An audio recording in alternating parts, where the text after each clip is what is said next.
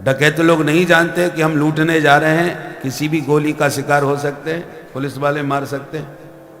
पर धन की इतनी जबरदस्त तृष्णा होती है कि प्राण की बाजी लगा करके भी लोग पैसा कमाना चाहते हैं। मर जाएंगे तो मर जाएंगे, माल तो मिलेगा।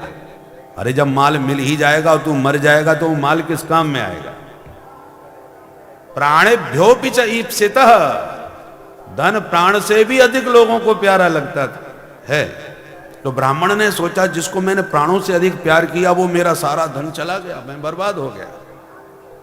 इस घटना से ब्राह्मण को इतना तीव्र वैराग्य हो गया कि सचमुच से सारा संसार नश्वर दिखाई पड़ने लगा।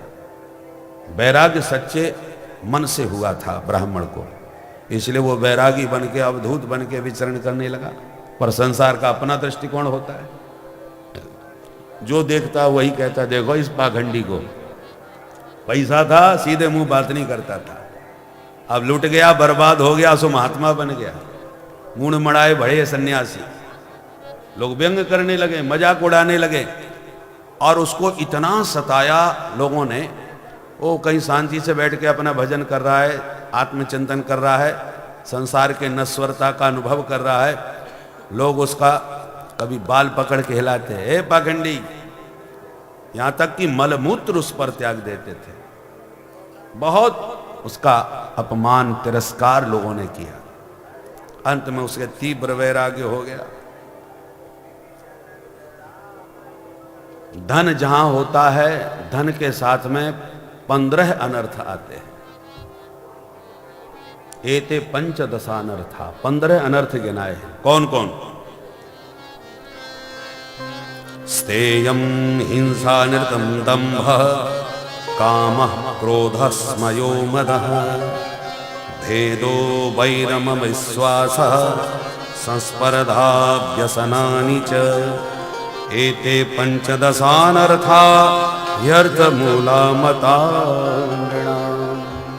एते पंचदशा, पंचदश माने 15 अर्थ आएगा तो ये 15 अनर्थ उसके साथ में आएंगे। सबसे पहले तो स्तेयम, स्तेय माने चोरी। जो धनवान होगा चोरी किए बिना नहीं रहेगा। बोलो राधे राधे। बोले वाह, धनवान है तो चोरी क्यों करेगा? बोले सरकार से तो चोरी करनी पड़ेगी। जैसा जैसा है वैसा वैसा स्पष्ट बता दो तो जय सिया राम हो जाएगा। बताना पड़ता है, चोरी करना पड़ता है, कहना पड़ता है असली फाइल ये है और दूसरी वाली भीतर है, दो बनाना पड़ता है हिसाब किताब। तो सबसे पहला तो धनवान को चोरी करना पड़ता है, चाहे सरकार से ही सही या किसी से भी करे। दूसरी बात हिंसा, धन होगा वहां हिंसा होगी। हिंसा का मतलब मारना ही नहीं होता, किसी के चित्त को कष्ट पहुंचाना भी हिंसा है, किसी को सताना भी हिंसा है। नौकर चाकर तमाम काम करते हैं, किससे कैसे काम लिया जाए ये श्रीमान लोग जानते हैं।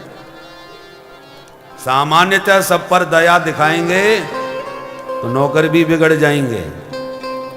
इसलिए भले उनका सहयोग कैसे भी करो, दूसरे ढंग से कर लो सहयोग, परंतु काम लेना श्रीमान लोग अच्छी तरह जानते हैं। हम लोग उस ढंग से काम नहीं ले पाएंगे, इसलिए उनके स्वभाव में हिंसा आ जाती है। तीसरी बात अनृतम, झूठ बोले बिना तो काम चले ही गए नहीं।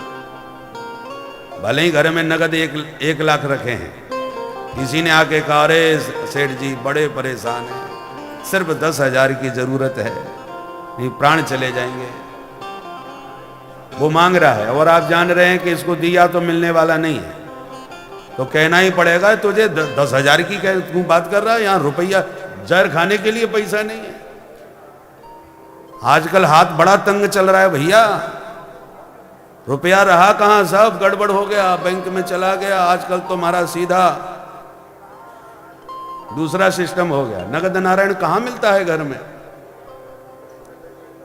तो है फिर भी झूठ बोलना पड़ रहा है, क्योंकि बिना नहीं झूठ बोलते तो दो फिर 10,000। तो इसलिए धन के साथ झूठ बोलना ही पड़ेगा। दंभ, दंभ बहुत होता है। अब दंभ की परिभाषा पहले भी पूर्व में हो चुकी है। दंभ का मतलब जैसा है नहीं वैसा बनता है। कई लोग होते हैं धन, कुछ लोग दो प्रकृति के होते हैं। कुछ लोग तो दबा के रखना चाहते हैं, किसी को भनक ही ना पड़े।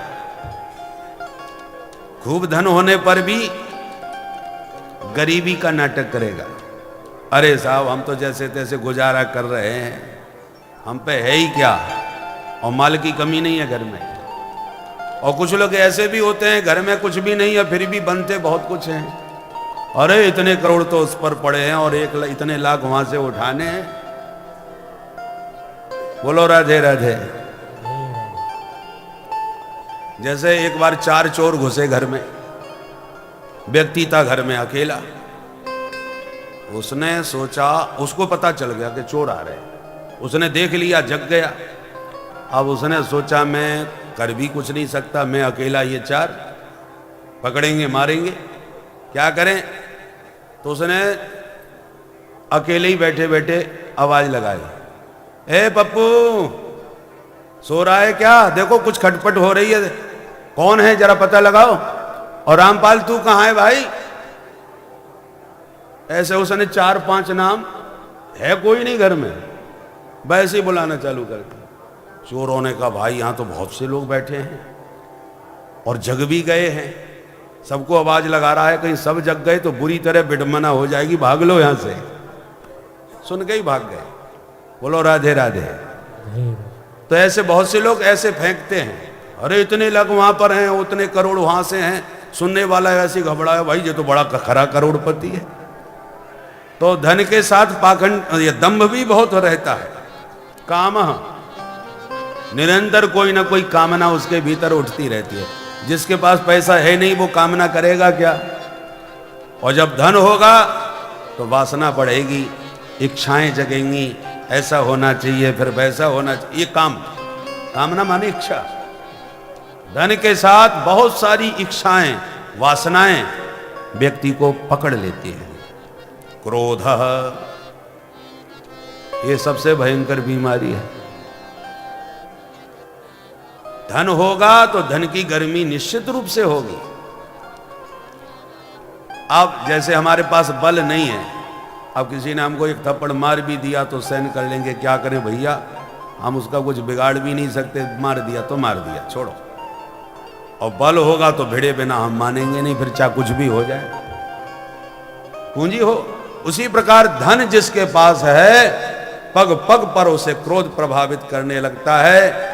क्योंकि भले ही वो कितना नियंत्रित करे अपने आप को, विनम्रता का प्रयास करे, फिर भी तनिक उसके विरुद्ध कोई आचरण हुआ तो भ्रकुटी में तुरंत क्रोध भड़क जाएगा। महाराज खड़े खड़े खरीद लूंगा, आप क्या समझते हैं अपने आप को। तुरंत माथा पर गर्मी चढ़ जाती है। तो महाराज धन के साथ क्रोध रहता है। स्मय माने अहंकार, मद नशा, भेदभाव निश्चित रूप से रहता है धन के साथ। वैरम, जो जितना अधिक धनवान हो गया उसके बैरी भी बहुत होते हैं, दुश्मन बहुत होते हैं। एक को दिया, जिसको नहीं दिया वो बुरा मान गया। किसी का सहयोग किया, किसी का नहीं किया तो उसने गांठ बांध ली कि इसने मेरे को इतना सा नहीं दिया, मैं इतना परेशान रहा, इसके पीछे इतना दौड़ा, फिर भी इसने मेरा कोई सहयोग नहीं किया। तो धन के साथ बैरी भी बहुत बढ़ जाते हैं। और अविश्वास, धनवान व्यक्ति जल्दी कभी किसी पर भरोसा नहीं करेगा। अरे किसी पर भरोसा करना तो दूर रहा, कभी कभी तो वो अपने पर भी विश्वास नहीं करता। अरे मैंने रुपया रखा तो था, कहीं चूक ना हो जाए, भूल ना हो जाए, गिनते समय 10 बार गिनेगा। माने दूसरों तो का, अपने पर भी वह पूरी तरह विश्वास नहीं करता, हमेशा शंकाशील रहता है, अविश्वास रहता है। संस्पर्धा, कंपटीशन, प्रतिस्पर्धा। मैं शहर में तो नंबर 1 पे आ गया, पूरे प्रदेश में मेरा प्रथम स्थान कब आएगा। इतने लोगों को तो मैंने पीछे छोड़ दिया, फलाने अंबानी जी और हैं, उनको पीछे कब छोड़ूंगा। तो संस्पर्धा माने प्रतिस्पर्धा निरंतर उसमें बनी रहती है लोगों के प्रति। और व्यसनानि च, व्यसन 3 प्रकार के। व्यसन माने जुआ खेलना, मदिरा पान करना और दुराचार करना। व्यसन में ये 3 आते हैं और इन तीनों को मिलाकर के 15 होते हैं। व्यसनान, इसलिए बहुवचन का प्रयोग किया, व्यसनानि च। धन होगा तो मद, वैसे तो धन का मद होता ही है, मदिरा का, अनेक प्रकार की बुराइयां, व्यसन आ जाते हैं। व्यसन मदिरा का ही नहीं, कई प्रकार के व्यसन होते हैं। धन से ही दुर्व्यसन आते हैं। जिसके पास पैसा नहीं है वो क्या खरीदेगा, क्या खाएगा। धन आया तो माथा फिर घूमता है, नए नए शौक मन में आने लगते हैं, ये भी होना चाहिए, ऐसा भी होना चाहिए। तो अनेक प्रकार के दुर्व्यसन उस प्राणी को पकड़ लेते हैं। एते पंचदशा अनर्था, ऐसे ये 15 अनर्थ गिनाए हैं। और इन 15 अनर्थों के मूल में अर्थ होता है। पैसे के कारण ये सब आते हैं। इसलिए इस तीर्थराज प्रयाग की पुण्य भूमि में भरत जी महाराज यहां वरदान मांग रहे हैं। क्या? अर्थ न धर्म न काम रुचि, गति न चहो निर्वाण, जन्म जन्म रति राम पद, यह वरदान न आन। क्यों जी? क्रम तो यह है कि धर्म, अर्थ, काम, मोक्ष। भरत जी को इसी क्रम से बोलना चाहिए था। धर्म न अर्थ न काम रुचि, गति न चहो निर्वाण। कोई छंद भंग भी नहीं हो रहा, तो ये क्रम पलट क्यों दिया, उलट दिया? अर्थ न धर्म न काम रुचि, ऐसा क्यों बोले? क्रम क्यों तोड़ा? भरत जी कहते हैं मैं त्यागने की बात कर रहा हूं, तो सबसे पहले धर्म को कैसे त्याग सकता हूं? त्यागना है तो सबसे पहले तो मैं इस अर्थ को त्यागता हूं। आप अर्थ से इतनी नफरत क्यों करते हो भाई, घृणा क्यों है अर्थ से? भरत जी कहते हैं मेरे जीवन में और मेरी अयोध्या में सारा अनर्थ इस अर्थ के कारण हुआ है। मेरे प्रभु श्री राम जो धर्म के मूर्तिमान विग्रह हैं, वो मेरे धर्म विग्रह प्रभु का मेरी मां ने परित्याग कर दिया, 14 वर्ष के लिए वनवासी बना दिए। और उसका कारण क्या है? अर्थ संपदा, सोने का सिंहासन, अयोध्या का ऐश्वर्य, धन संपदा। मेरी मां चाहती थी कि मेरा बेटा इस संपत्ति का मालिक बने। अर्थ की तृष्णा ने मेरी मां को इतना क्रूर बना दिया कि जो राम जी को अपने प्राणों से अधिक प्यार करती थी, उन राम जी को वनवासी भेज दिया, वन को भेज दिया। और उसका परिणाम यह हुआ कि हमारे पिताश्री का स्वर्गवास हो गया। सारी अयोध्या की जनता अनाथ हो गई, माताएं मेरी विधवा हो गईं। सारी अयोध्या में भयंकर अनर्थ का भूचाल आ गया। अयोध्या जहां कभी युद्ध होता ही नहीं, अवध जहां कोई किसी का वध करता नहीं, ऐसी प्रेममयी स्नेह भूमि में इस अर्थ की तृष्णा ने मेरी मां को कितना क्रूर बना दिया, जो अनर्थ का इतना भयंकर भूचाल आ गया। ये सारे मेरे जीवन के अनर्थों का केंद्र ये अर्थ है। ऐसा अर्थ मुझे नहीं चाहिए। अर्थ न धर्म न काम रुचि। इसलिए अर्थ में बहुत भयंकर शक्ति होती है, और इसलिए ऋषियों ने अर्थ से पहले धर्म को रखा। धर्म, अर्थ, काम, मोक्ष, ये क्रम है। अर्थ जीवन में आवश्यक है, जरूर कमाओ, पर उससे पहले धर्म पर विचार कर लो। धर्मानुकूल अर्थ होगा तो सार्थक होगा, और धर्म में धक्का मार करके अर्थ कमाओगे तो भयंकर अनर्थ देने वाला होगा। इसलिए धर्मानुकूल अर्थ कमाओ। ब्राह्मण को वैराग्य हो गया, उसने बहुत बढ़िया गीत गाया, इसका नाम है भिक्षु गीत। नायम जनों में सुख दुख हेतु, न दैवतात्मा गृह कर्म का, मनः परम कारण मनन्ति, संसार चक्रम परिवर्तयेत्। बहुत बढ़िया गीत है।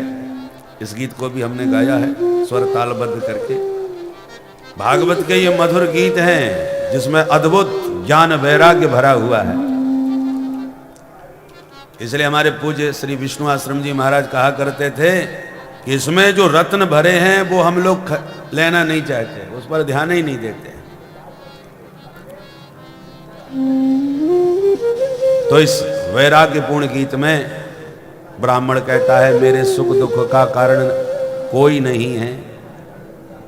मेरे कोई कहता है कि ग्रह कारण होते हैं। तुम्हारा इस समय शनिश्चर खराब चढ़ रहा है, 7.5 चल रही है, इसलिए आजकल तुम बर्बाद हो गए, डोल रहे हो। कोई कहता है नहीं नहीं समय खराब है। तो बोले ना, न देवतात्मा ग्रह कर्म काला, न हमारे सुख दुख का कारण कोई कर्म है, न देवता है, न ग्रह है, न समय है, कोई नहीं। अरे तो फिर कारण है कौन? बोले मनः परम कारण मनन्ति संसार चक्रम परिवर्तयेत्। हमारा मन ही सुख दुख का मूल कारण है। मन की अनुकूलता में हम सुखी हो जाते हैं, मन के विपरीत कोई काम हो तो हम खिन्न हो जाते हैं, दुखी हो जाते हैं। मूल कारण मन है। एक साधु के पास कुछ भी नहीं होता पर फिर भी उसका मन मस्त होता है, और एक के पास बहुत कुछ होता है फिर भी बेचारा जब देखो तब दुखी होता है, और इतना बेचारा डिप्रेशन में रहता है कि नींद की गोली खा करके सोना पड़ता है। तो बताइए, सुख सामग्री तो सब कुछ है फिर भी बेचारा मन से दुखी, और जिसके पास कुछ नहीं है फिर भी बड़ा सुखी। तो सुख दुख का मूल कारण ये धन संपदा नहीं है, कोई व्यक्ति भी नहीं है, हमारा मन ही मूल कारण है। अब जब जो लोग मुझे सता रहे हैं, परेशान कर रहे हैं, मैं इनको क्या कष्ट दूं, इनको क्या जवाब दूं, क्योंकि ये भी तो मेरे ही हैं। सताने वाले कोई भी हों शरीर से, पर उनके भीतर बैठा हुआ मेरा प्रभु ही तो है, मेरा ईश्वर ही है जो सबके भीतर बैठा हुआ है। जैसे भोजन करते समय कई बार दांतों से जीभ कट जाती है, तो जीभ के कटने पर क्या हम दांतों को उखाड़ के फेंक देते हैं? दुष्ट कहीं के तुम 32 उस प्यारी जिह्वा को सताते रहते हो, आज तुम्हें छोड़ेंगे नहीं। 50 बार भी जीभ कटने पर हम जीभ का ही उपचार करते हैं, दांतों को एक भी नहीं तोड़ते, क्योंकि ये विवेक हमारे पास है कि बुरे भले जैसे भी हों हमारे दांत हैं, वो पराई नहीं है। जीभ में छाले हो जाते हैं, कभी कभी छाले इतने दर्द करते हैं कि लगता है जीभ को ही काट के फेंक दो, परंतु जीभ को कोई नहीं काटता, छाले का ही इलाज होता है। शरीर में कोई घातक फोड़ा फुंसी हो जाए, बड़ा दर्द देता है, तो हम उस अंग को नहीं काटते बल्कि कोशिश करते हैं वो फोड़ा ठीक हो जाए, वो रोग निकल जाए। उसी प्रकार ये जितने भी प्राणी हैं, या तो कोई गलत काम कर रहे हैं, कोई पाप कर्म कर रहे हैं, तो पाप से घृणा करो, पापी से घृणा नहीं करो। जिसके अंदर जो रोग है, जो दोष है, उस दोष को दूर करने का प्रयास करो, क्योंकि सबके भीतर वही मेरा नारायण बैठा हुआ है। ऐसा सुंदर भाव उसके भीतर जगा, वैराग्य क्या, मस्ती में उसने गीत गाया। यदंगमंगेन निहन्यते क्वचित क्रुद्धेत कस्मै पुरुषस्वदे जिह्वां क्वचित संदसते त्वदद्भि तद्वेदनायां कतमाय पुत्रे। इस प्रकार से इस भिक्षु गीत के माध्यम से ब्राह्मण का यह सुंदर उपाख्यान भगवान दत्तात्रेय श्री भगवान हरि ने उद्धव जी को सुनाया। बोल भक्तवत्सल भगवान की। एक पिंगला नाम की वैश्या ने भगवान पिंगला नाम की वैश्या को भी देख करके दत्तात्रेय जी को वैराग्य का उदय हुआ था। पिंगला गीत भी है। एक ऐल गीत है, राजा ऐल जो उर्वशी के दीवाने हो गए थे और उर्वशी उन्हें छोड़ के भाग गई। बाद में उनको ज्ञान हुआ, रे राम राम, कोन्वगच्छम स्त्रियम यान्ति खरवत पाद ताड़िता। मेरे जैसा चक्रवर्ती सम्राट राजा, और आज काम के कारण मेरी क्या दुर्दशा हो गई कि गधे की तरह लात खाता हुआ मैं उसके पीछे भागता फिरा। खरवत पाद ताड़िता, गदही जोर से लात मारती है और गधे उसके लात को खाता रहता है, फिर भी उसका अनुगमन करना नहीं छोड़ता। वही हालत आज हम जैसे सम्राट की हो गई, काम के गुलाम बन गए हम। बहुत वैराग्यपूर्ण गीत इस राजा ऐल ने गाया है। अंत में भगवान उद्धव जी से बोले, उद्धव मेरी चरण पादुका लेके अब तुम सीधे यहां से बद्रीनाथ जाओ,